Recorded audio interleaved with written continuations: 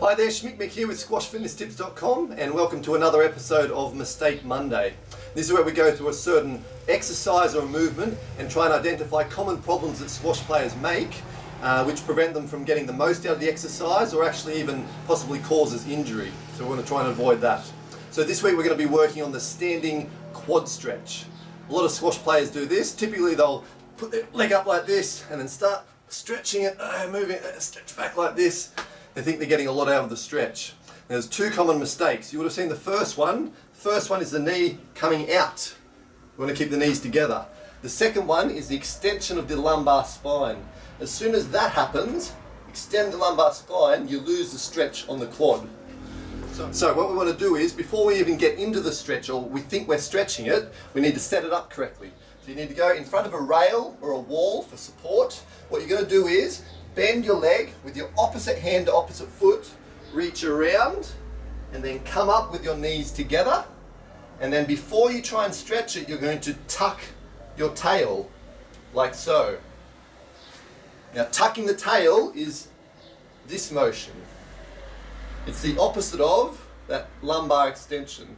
To do the tuck the tail, we're going to engage the abs and actually just bring our pelvis forward.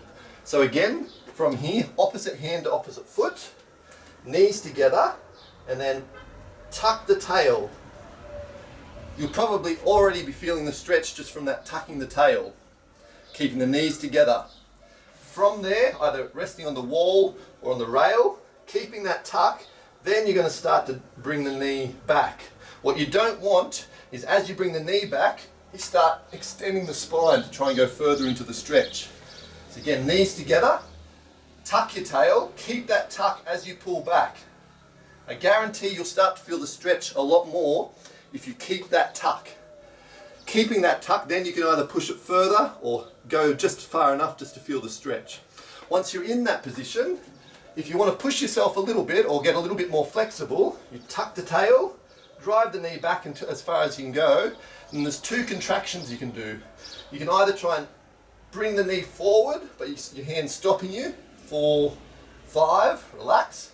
The other one is actually pressing with your toe into your hand, trying to extend the knee. 2, 3, 4, 5, relax. Check back in, knees together, square hips, tuck the tail, relax your stomach, and then on an out breath, go a little bit deeper into the stretch. Imagine I'm still on the wall here.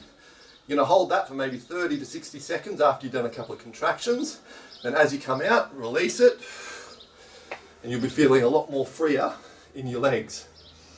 There's lots of other exercises you can do or stretches you can do for the quad, whether you're down on the ground like this or even a hip flexor stretch.